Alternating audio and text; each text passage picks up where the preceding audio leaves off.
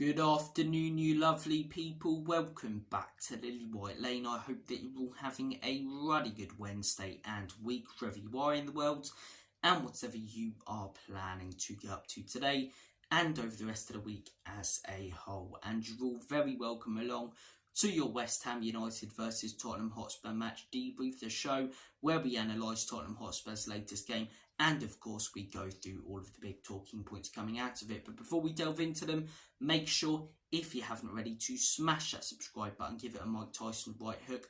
Also smash that like button and tap that notification bell so you'll be notified and let know every single time we upload a new piece of Spurs and football content on the Lily White Lane YouTube channel. Also, finally, be sure to comment your thoughts down below on today's video, the opinions I share in it, and your thoughts on yesterday's game. Do you think it was a good performance and a decent enough result, or a poor performance and 2 points dropped? I want to hear all of your guys' thoughts in the comment section down below. Without further ado, enough faffing about, let's get cracking with this knacking. West Ham United 1, Tottenham Hotspur 1. That was the full-time score yesterday, and I came away from the game fairly frustrated because it's a game that I thought we'd be the better team in. It's a game that I thought we dominated. We had more possession, more passes, more shots.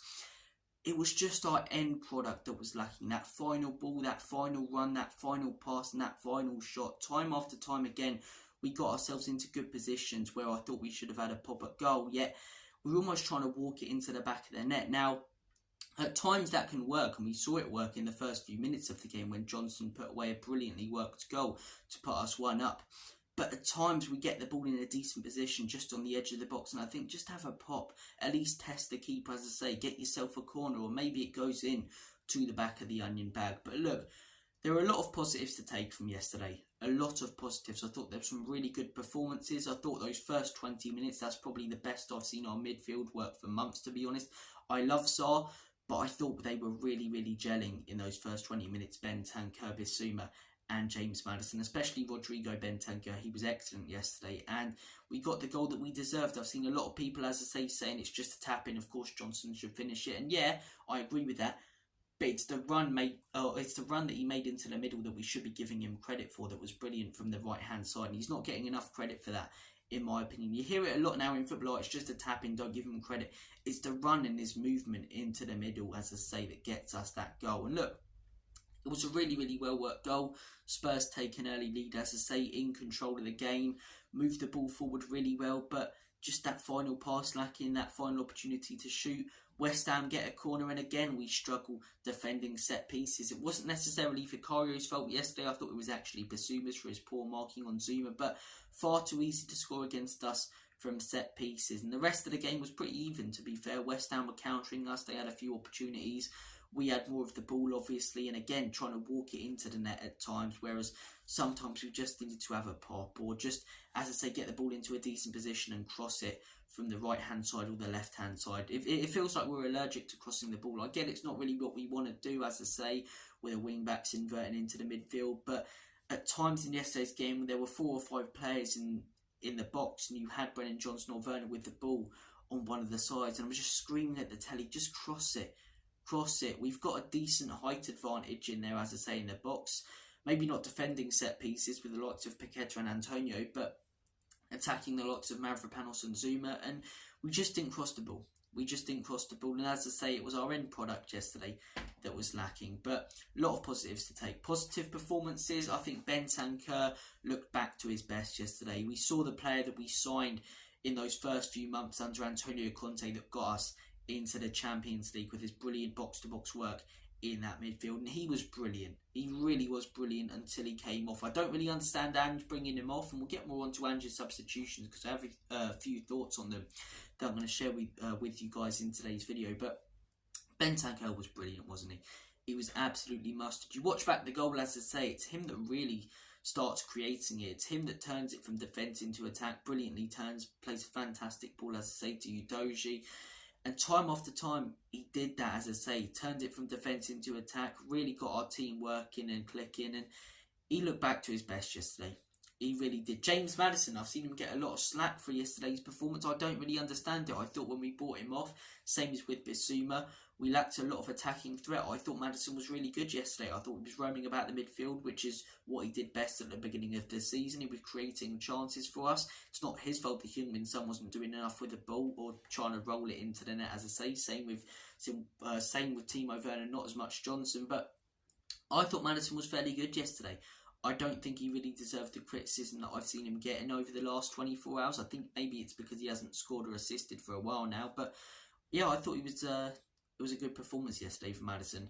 I do. Mickey van den Ven again, Mr. Consistency. I call him the blanket because he's constantly covering our wing-backs when they invert. I don't think we'd be able to play the way that we do without Mickey van den Ven with the high line, because we'd be exposed more times than we already are. And time after time again, the guy drops back, makes some super run, as I say, charges at the attacker and puts in an incredible tackle. He did it a few times yesterday with Mikel Antonio, Mohamed Kudus and Lucas Paqueta, the three players who I was very concerned about heading into the game. Yes, he got that stupid yellow yesterday, but that doesn't bother me too much. I'm sure it's the same for you guys. And I'm so glad that we signed this guy. 50 million almost feels like a bit of a steal. I know it's a lot of money, but for one of the best centre-backs in the Premier League, it really does feel like an incredible signing from the club. Been very, very critical of a lot of the signings from the club over the last few years. We signed a few last summer who were absolutely excellent. Mickey was one of them. I'd struggle to think of many better centre-backs. Virgil van Dijk, Saliba, that's probably it. Gabriel maybe, but 2 or 3 are probably only just a little bit above Mickey van den Ven in terms of levels. And yes, we concede a lot of goals, but a lot of that's due to the system that we play. We're almost accepting that we will, as long as we score more than the opposition. That's the sort of way that we play. As I say, overscore the opposition. Best form of defence is offence. And as I say, I thought he was really good yesterday, Mickey. I really do. When's he ever off it, to be 100% honest with you guys? Vicario again. A lot of the time we concede from set pieces. I think he should be a little bit stronger. I thought he was brilliant yesterday. Nothing he could have done about that corner. That's Bissouma's fault in my opinion. Yeah, I thought he was really good. I thought he was really, really good, Vicario, yesterday. Brennan Johnson, fantastic down that right-hand side. Time after time again, putting in good ball after good ball. And it's a shame that Son and Werner were just standing there so static like statues, because they were brilliant. They really, really were brilliant. In terms of poor performances, I'm one of Son's biggest defenders. I thought he was really off it yesterday. I can't deny. Do I think that warrants crazy criticism and questioning whether we should sell him this summer or not? No. He's got 15 goals since Harry Kane left and been superb this season for us and consistently brilliant season after season for this football club. Even in his worst season last season with a hernia, he still scored 10 goals, which is more than 70% of wingers and attacking players in the Premier League. But I can't defend him yesterday. I can't. I thought when he was on the ball at times, he could have had a shot and decided not to. I thought, as I say, he should have made some better runs into the middle. Johnson, time after time again, put the ball across the face of the keeper and put it straight in front of Son. And if he sticks a leg out like Timo Werner, we'd probably get a goal. I thought he was really, really off it yesterday. Timo Werner again. There's a reason Leipzig put a 50 million price tag on this guy. I get that he contributes sometimes to goal and he took on his man for the Brennan Johnson finish, but he didn't do it for the rest of the game, whereas Johnson did. I think there's a lot of potential with Johnson. I don't see it with Werner. I think he struggled at the top level for years now since he first left Leipzig. 11 goals in the Premier League in 2 seasons at Chelsea. It's just not good enough. And as I say, everyone going 50 million to steal. There's a reason they put that price tag on him. How can we sign an attacking player if we want to move in the right direction, whose biggest weakness is finishing? Seriously though, look at some of the options we can get. Michael Elise, Nico Williams, Timo Werner. Timo Werner's a good player if you want to be contending for Champions League or Europa League every season. And this season, he's probably okay for where we are. But next season and the season after, where we want to be contending with the Man Cities, the Arsenals, the Liverpools, and in Europe with the big with the big boys and the top teams, I don't think he's good enough. I don't think he's good enough. I understand the argument of statistics and his European goals and whatever, but look at some of them. Genuinely look at some of them. They are very lucky with Johnson. I'll say tap-ins, yes, but the run that he makes in. Werner scored in the Champions League semi-final because he shot and missed a horrendous chance, and then it came off the bar luckily, and he headed it in and nearly missed. Do you know what I mean? The guy in terms of his end product and finishing, is simply not good enough for the direction we want to be going in. And I respect your opinion if you want to keep him at the club, and I'd be happy to debate you, but personally, I don't think he's good enough. And as I say, there's a reason there's a 50 million price tag on him from RB Leipzig. Bissouma, got to be honest with you guys, if you watched my videos recently, you would have heard me say this a fair bit. I think we should be looking elsewhere in the summer. João Paulinho is out there, proper number 6. We really thought we had someone like Declan Rice, and this is what's, as I say, keeping us away from the top teams. You're looking at the top sides: Manchester City, Rodri; Liverpool this season, Endo rotating with McAllister; Arsenal, Declan Rice; Aston Villa, Douglas Luiz. What do the top 4 teams all have in common? They've got proper central defensive midfielders who do the job that we want Bissouma to. And if we're serious about contending with these big boys over the next few years, we should be looking elsewhere, in my opinion. There's a lot of ability in there. And okay, he does it for Marley and he did it at Brighton, but I don't care. He spent 2 seasons at Tottenham and he's had about 9 or 10 good games. He had a good spell at the beginning of the season, and I think you can look at that now and maybe question whether that was a purple patch or not. Little, lucky run of form. Because since then, he's been crap since that red card against Luton. I can't beat around the bush, consistently putting in 5s or 6s out of 10s week in, week out, with the occasional 7. That's what's keeping us away from these top teams, in my opinion. It always feels like we're 2 proper signings away from contending with the big boys and 2 bad signings away from staying where we are or dropping further down the table. A proper number 9 and a proper number 6 are what we need to go out for this summer. Then you start looking at different players. Because in my opinion, Sonny's much better as a left winger and Richarlison isn't good enough. And by the way, I do just want to say I hugely respect him coming out and talking about his mental health. And I get that it's brutal, but in my opinion, he's just not good enough for where we want to be going as a club. In my opinion, a proper number 9, put Son on the left, as I say, and in a proper number 6, those are the 2 signings that we need to make this summer. Because I just don't think that Bissouma's cutting it for me recently. I don't. I want to hear your guys' thoughts and opinions. He splits a lot of opinion in the fan base, like a lot of our players this season. Maybe you like him, maybe you don't. I want to hear your guys' thoughts and opinions. Now, I've put down a few notes. I've talk about, as I say, the positive performances and the negative performances. I always take a few notes before my videos, by the way, and I've put another one in here. Need a set piece coach. Again yesterday, conceding from a corner, and again, Kurt Zouma's left completely unmarked, and it's so easily able to head it into the back of the onion bag, and it's just frustrating for me. Yesterday, Bissouma was to blame for his positioning, but sometimes Vicario is to blame. Sometimes, Bentancur is to blame. Was Son for not marking. Constantly, our marking in the box is horrendous. And a few times West Ham got corners last night, and every single time they did, it looked like they were going to score. Because you had about 4 or 5 of their players rising above ours, and none of ours jumping in the air. Our set-piece marking is horrendous. It really is, and in my opinion, we really should look at a set-piece coach. I believe it was Jean-Pierre who we had last season. I may be wrong, I may be getting confused with someone else, but we had a set-piece coach under Antonio Conte, who I actually think I've got that wrong. I think Jean-Pierre is the coach who passed away. If it is, I'm sorry. But we had a set-piece coach under Antonio Conte, and we were brilliant at defending them and brilliant at scoring them. Yet our set-pieces this season, going forward, haven't been good enough, and defensively have been really, really poor. So, in my opinion, we should look at bringing in a set-piece coach. I've heard that Ange Postecoglou doesn't think he needs one, but that's where I will disagree with him, because it's obviously not his speciality. You want someone who focuses on that area. A lot of top teams have one. I think we should go for one. As I say, Ange's substitutions, that's my last note on here that I do want to discuss. I really like Ange Postecoglou, and I made a video yesterday, I made a video yesterday morning saying that we should back Ange Postecoglou no matter the result last night, because of how far he's already taking our club and the progress that we're seeing compared to last season.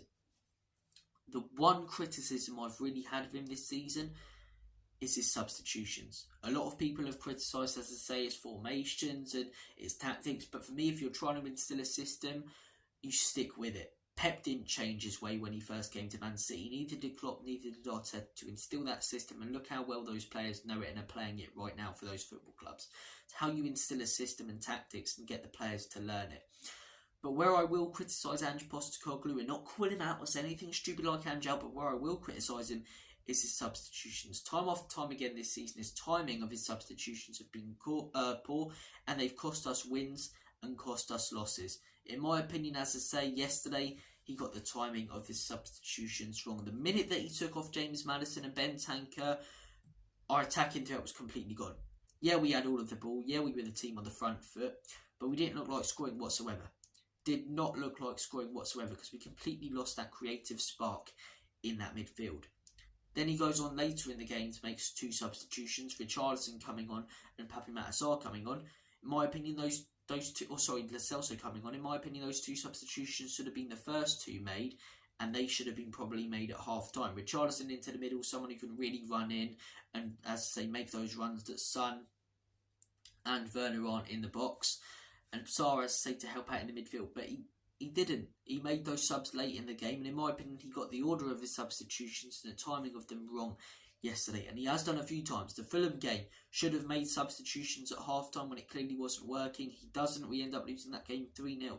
He makes subs towards the end of the game. We dominate the game. Probably should have scored 2 or 3 when we made those subs. I'm thinking back, I know it's a lot earlier in the season, but when we went to Arsenal, completely and utterly in control of that game, looked like scoring a winner. He subs off James Maddison and Heung-min Son, which he does a few times. He took off Maddison again yesterday. And in my opinion, when he does that, we lose our attacking threat going forward. As I say, I really like Ange. I really like the system we're playing. And I love the direction that he's taking this club in. But his substitutions, he's got to sort them out. Do I think he will? Yes, he's still adapting to the Premier League, as I say. As a manager, it's a big step up for him as well. And I think he's done a fantastic job this season. Best start ever from a manager first coming to the Premier League and taking us from 8th to 5th and getting the fan base together. As I say, what he's done is fantastic. It really is developing young players as well. But his substitutions in a few games this season, in my opinion, have cost us points. Whereas, as I say, if he makes subs at certain points in games or doesn't change things around when he doesn't need to, we could be a lot higher in the table. But look, every manager's prone to making mistakes. I'm not going to go mad at him for it, but I do think it's fair to criticise Ange when, in my opinion, he does get things wrong. I think there's finding a balance of giving him a lot of credit because of what he's done at the club and criticising him when he occasionally does things wrong. You don't really get that in the fan base. If you call out Ange, as I say, people go mad at you and, say, oh, this is completely unfair and he's done an incredible job. I get that, but it's also fair to criticise him.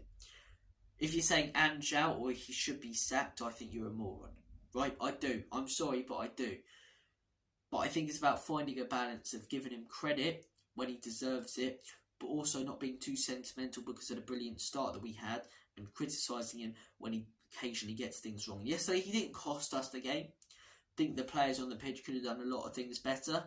But could have we gone on to get that winner if he didn't make those substitutions? If he didn't take James Maddison and Bentancur off? And if he brought on Richie at half-time instead of later in the game? I think probably.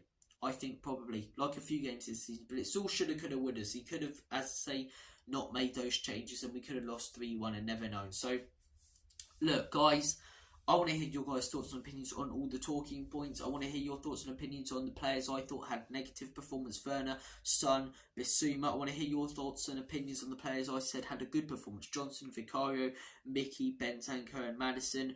Do you guys think we need a set-piece coach? What do you think was lacking yesterday? Do you agree that it was the end product?